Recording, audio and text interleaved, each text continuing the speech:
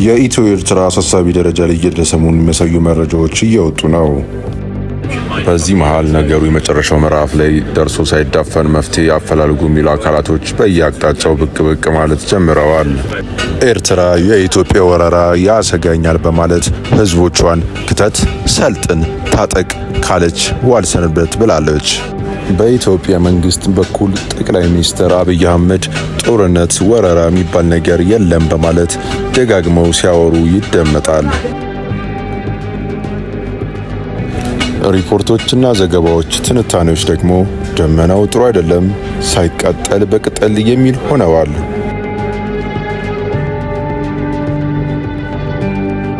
የአሜሪካው የውጭ ጉዳይ ሚኒስትር ማርኮ ሩቢዮ ሰሞኑን ወደ 4 ኪሎ ደውለው ከጠቅላይ ሚኒስትር አብይ አህመድ ጋር መነጋገራቸው የሀገሪቱ የውጭ ጉዳይ ሚኒስትር መስሪያ ቤት ወይም ስቴት ዲፓርትመንት አመልክተዋል። በዚህ የስልክ ውይይት ላይ ስለምን ውይይት ተደረገ የሚለው ማብራሪያ ድፍን ያለ ነው። ባጭሩ ግን በኢትዮ አሜሪካ በሁለትዮሽ ጉዳዮችና ቀጠናዎች በሆኑ ጉዳዮች ላይ ውይይት ተደረገ የሚል ነው።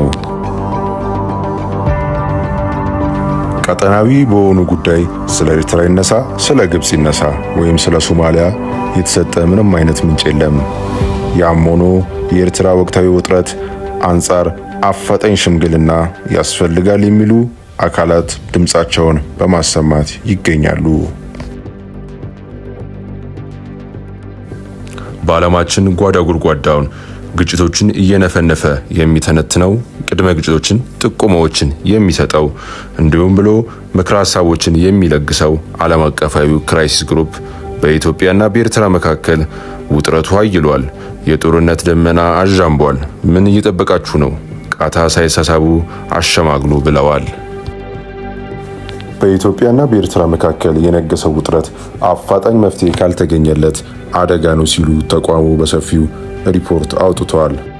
በዚሁ ጋር በተያያዘ ነገሩን ከድጥ ወደ ማጡ ሳይገባ በሽምግልና ይጠሩ፣ በተለይም ጠቅላይ ሚኒስትር አብይ አህመድና ፕሬዝዳንቱ ኢሳያስን ቁጭ አርገው አወያዩ እየተባለ ይገኛል። ውጥረቱን በተመለከተ ተከታታይ ያላቸው ዘገባዎችና ሪፖርቶች እየወጡ ነው።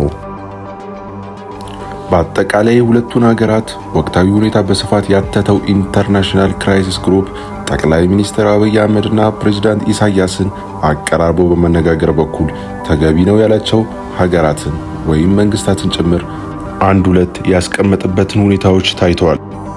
በዚህም ጣልቃ ገብተው የመፍትሄ ሚናቸውን ያዋጣሉ የተባሉ ሀገራት ዝርዝር ይፋ ሆኗል። በዚህም ዝርዝር ውስጥ ከተጠቀሱ መካከል አንደኛው ሀገር ቻይና ሆናለች። ሌሎች ሀገራትም አሉ። ሽምግልና ሲባል ለማሸማገል የሚጠሩ ወይም የሚጋበዙ ሀገራት፣ መንግስታት ወይም ግለሰቦች መካከል ታማኝነት ያለው መሆኑ መቻል ያለበት መሆኑ ይታመናል። በዚህም በተጨማሪ በሁለቱም አካላት በኩል ተጽዕኖ የመፍጠር አቅሙ ከፍ ብሎ መታየት ይኖርበታል። በዚህ ረገድም ቻይና አንደኛና ወሳኝ ተመራጭ ሀገር የተወሰደች መሆኑን ይኸው የኢንተርናሽናል ክራይሲስ ግሩፕ ምክረ ሀሳብ ያመለክታል። ቻይና ከኤርትራ ጋር እንደ ሀገር ብቻ ሳይሆን እንደ ግለሰብም ደረጃ ከፕሬዝዳንት ኢሳያስ ጋር የተለየ ቁርኝነት አላት።